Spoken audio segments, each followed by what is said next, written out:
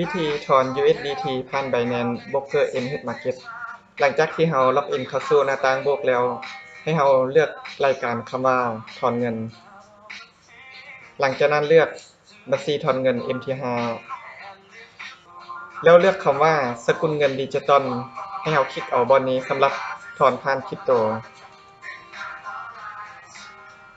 หลังจากนั้นให้เราเลือกบัญชีที่เราจะถอนใส่จำนวนเงินที่เราจะถอนยกตัวอย่างว่า232เลือกสกุลเงินก็คือเป็น USDT TRC20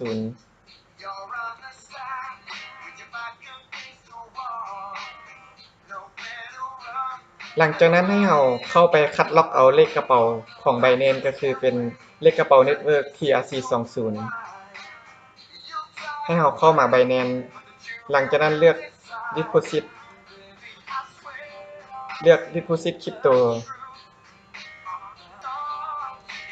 แล้วให้เราค้นหาเหรียญ USDT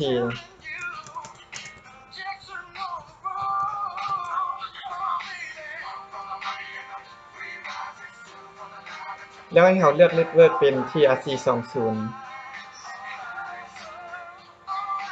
หลังจากนั้นเราคัดล็อกเอาเลขกระเป๋าตัวนี้แล้วกลับไปยังโบรกเกอร์วางเลขกระเป๋าที่เราคัดล็อกมาใส่แล้วยืนยันเลขกระเป๋าอีกครั้ง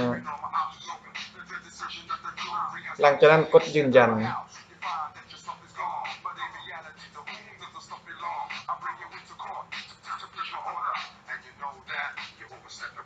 แล้วกดส่งรหัสไปทาง Gmail เพื่อเป็นรหัสยืนยันการถอน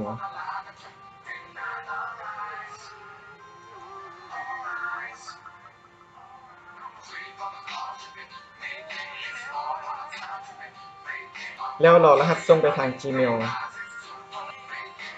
หลังจากที่เราได้รหัสส่งมาทาง Gmail แล้วให้เราเข้าไปคัดล็อกเอาเลขรหัสเลย